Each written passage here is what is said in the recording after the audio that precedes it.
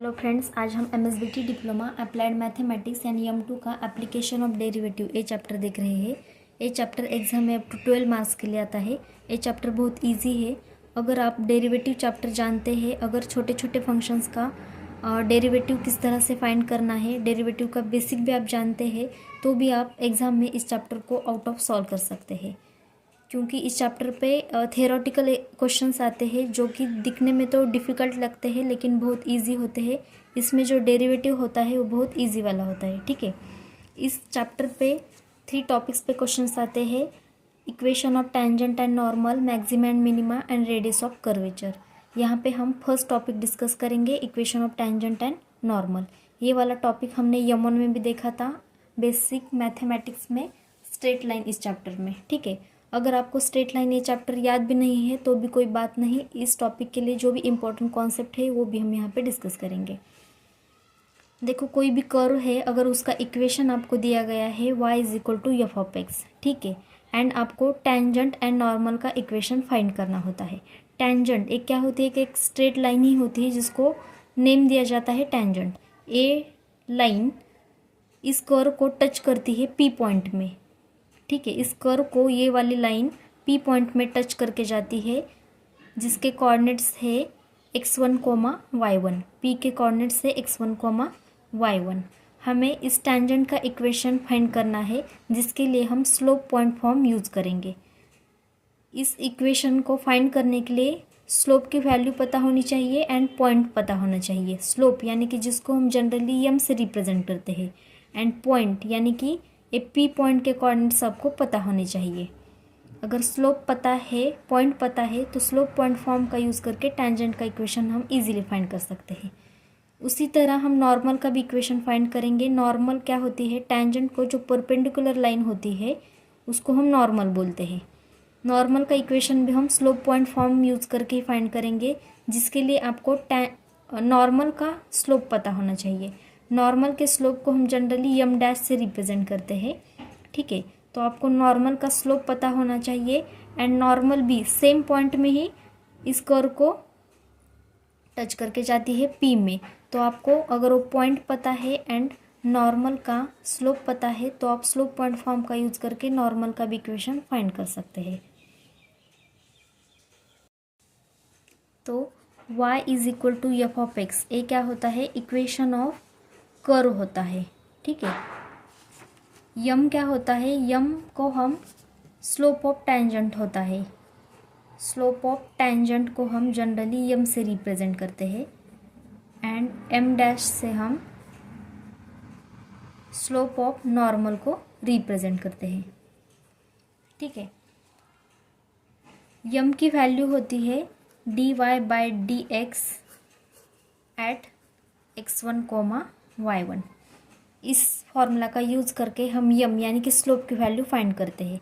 जो इक्वेशन दिया है आपको y = f ऑफ x, इसको हम फर्स्ट डिफ्रेंशिएट करते हैं। तो क्वेश्चन सॉल्व करने के लिए फर्स्ट स्टेप क्या होती है? हमेशा y को डिफ्रेंशिएट करो, dy/dx फाइंड करो, उसमें आप पॉइंट पुट करो, जो भी आपको पॉइंट दिया है उसको पुट करो तो आपको यम मिल जाता है। ठीक है, यम को फाइंड करने के लिए एक अदर मेथड है, यम = tan थीटा होता है। ठीक है, tan थीटा, यहाँ पे थीटा क्या होता है? टेंजेंट जो एंगल टेंजेंट ने जो x एक्सिस के साथ जो एंगल मेक किया है उसको हम थीटा कंसिडर करते हैं। टेंजेंट इस x एक्सिस के साथ एंटी क्लॉकवाइज जो एंगल बनाती है थीटा। ठीक है, तो tan थीटा से भी हम यम की वैल्यू फाइंड कर सकते हैं। ठीक है, और एक बात आपको याद रखनी है, अगर 2 लाइंस पैरेलल है तो उसका स्लोप सेम आता है, यानी कि पैरेलल लाइंस का स्लोप क्या होता है? इक्वल होता है। सपोज फर्स्ट लाइन का स्लोप यम है एंड दूसरे लाइन का स्लोप m डैश है। अगर 2 लाइंस पैरेलल है तो उसका स्लोप भी इक्वल होता है, यानी कि m = m डैश होता है। परपेंडिकुलर लाइंस का स्लोप क्या होता है? परपेंडिकुलर लाइंस के स्लोप में एक रिलेशन होता है, m डैश = -1। अगर फर्स्ट लाइन का स्लोप m है, सेकंड लाइन का स्लोप m डैश है एंड अगर टू लाइंस परपेंडिकुलर है तो उसके स्लोप में क्या रिलेशन है, m m dash is equal to -1। ठीक है, उसके बाद जो लाइन एक्स एक्सिस को पैरेलल होती है उसका स्लोप 0 होता है, यानी कि line parallel to x axis है। ठीक है, then m is equal to 0 होता है। अगर कोई भी लाइन एक्स एक्सिस को पैरेलल है तो उसका स्लोप 0 होता है। ठीक है, तो ये बातें आपको याद रखनी है।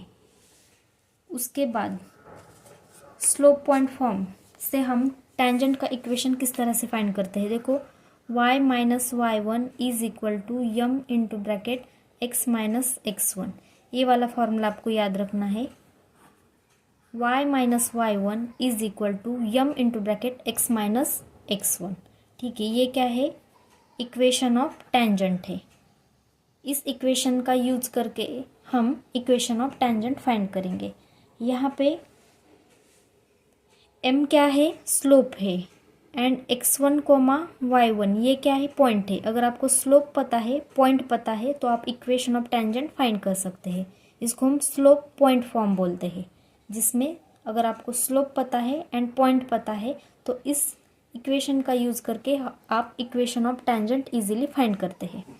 उसके बाद आपको एग्जाम में इक्वेशन ऑफ नॉर्मल भी पूछा जाता है, जिसका इक्वेशन है y minus y1 is equal to m dash into bracket x minus x1। देखो, ए भी क्या है, स्लोप पॉइंट फॉर्म है। ये क्या है, इक्वेशन ऑफ नॉर्मल। अगर आपको m डैश पता है, m डैश क्या है, स्लोप ऑफ नॉर्मल है। जिस लाइन का हमें इक्वेशन फाइंड करना होता है उस लाइन का स्लोप आपको पता होना चाहिए। टेंजेंट का इक्वेशन फाइंड करना है तो यहाँ पे यम क्या है, टेंजेंट का स्लोप है। नॉर्मल का इक्वेशन फाइंड करना है तो यहाँ पे एम डैश यूज़ करना पड़ेगा। एम डैश क्या है, स्लोप ऑफ नॉर्मल है। तो अगर आपको एम डैश पता है एंड पॉइंट पता है, पॉइंट यानी कि जिसके coordinates x1 comma y1, point same ही होता है, यानी कि टेंजेंट भी सेम पॉइंट में कर्व को टच करके जाती है p x1 कोमा y1 में। नॉर्मल भी सेम पॉइंट में कर्व को टच करती है p x1 कोमा y1, तो पॉइंट सेम ही होगा, सिर्फ यहाँ पे स्लोप चेंज होगा। t का स्लोप अगर m है तो n का स्लोप m डैश होगा। ठीक है, लेकिन ये दोनों लाइंस परपेंडिकुलर्स है। ठीक है, अगर आपको पता है कि टू लाइंस अगर परपेंडिकुलर है तो उसके स्लोप में रिलेशन होता है m dash is equal to -1। ठीक है, अगर आपको टेंजेंट का स्लोप पता है तो आप m dash is equal to -1 upon m, इस फॉर्मूला का यूज़ करके m डैश भी आप इजीली फाइंड कर सकते हो। ठीक है, तो यहाँ पे इम्पोर्टेंट पार्ट क्या है, अगर आपको स्लोप पता है एंड पॉइंट पता है तो y minus y1 is equal to slope into bracket x minus x1, इस फॉर्मूला का यूज़ करके आप टेंजेंट एंड नॉर्मल का इक्वेशन फाइंड कर सकते हैं। इस फॉर्मूला का यूज़ करके आप स्लोप फाइंड कर सकते हैं। स्लोप क्या होता है, dy बाई dx होता है एट पर्टिकुलर पॉइंट। इस y को ओनली डिफ्रेंशिएट करना होता है। पैरेलल लाइंस का स्लोप इक्वल होता है, परपेंडिकुलर लाइंस का स्लोप क्या होता है, उनके स्लोप का प्रोडक्ट -1 होता है। m dash is equal to -1 होता है। अगर line parallel to x axis है, जो भी लाइन एक्स एक्सिस को पैरेलल होती है उस लाइन का स्लोप हमेशा 0 होता है। ठीक है, तो ये कुछ इम्पोर्टेंट कॉन्सेप्ट है। उसके बाद आपको याद ये रखना है कि देखो इसका मीनिंग क्या है, टेंजेंट एट ओरिजिन। अगर आपको equation of tangent at origin find करना है, इसका मीनिंग क्या है, आपको 0,0 ये पॉइंट दिया गया है। ओरिजिन के कोऑर्डिनेट्स क्या होते हैं, 0,0। ठीक है, तो टेंजेंट में ये जो p के कोऑर्डिनेट्स है x1 कोमा y1 वो आपको दिए गए हैं एग्जाम में 0,0। तो t एट ओरिजिन यानी कि p के कोऑर्डिनेट्स क्या है, 0,0। ठीक है, उसके बाद अगर t कट्स और क्रॉसेस एक्स एक्सिस इस तरह से दिया है तो इसका मीनिंग क्या है, y इज इक्वल टू 0 है। ठीक है, यानी कि अगर टेंजेंट एक्स एक्सिस को कट करके जाती है तो उसका मीनिंग क्या है, y इज इक्वल टू 0, यानी कि जो पॉइंट है x1, y1 उसमें y कोऑर्डिनेट्स की वैल्यू 0 आपको दी गई है। ठीक है, यानी कि आपको इनडायरेक्टली पॉइंट नहीं दिया है लेकिन आपको इनडायरेक्टली उस पॉइंट की वैल्यू दी है, y 0 दिया है। तो ये जो कर्व है इसमें हम y की वैल्यू 0 पुट करेंगे तो x की वैल्यू आपको मिल जाती है, यानी कि आप इससे पॉइंट फाइंड कर सकते हो। अगर t कट्स और क्रॉसेस y एक्सिस है तो इसका मीनिंग क्या है, टेंजेंट अगर y एक्सिस को कट करके जाती है तो इसका मीनिंग क्या है, x कोऑर्डिनेट 0 है। ठीक है, तो ये वाले जो इम्पोर्टेंट बातें हैं इसको बस याद करने की कोशिश करो।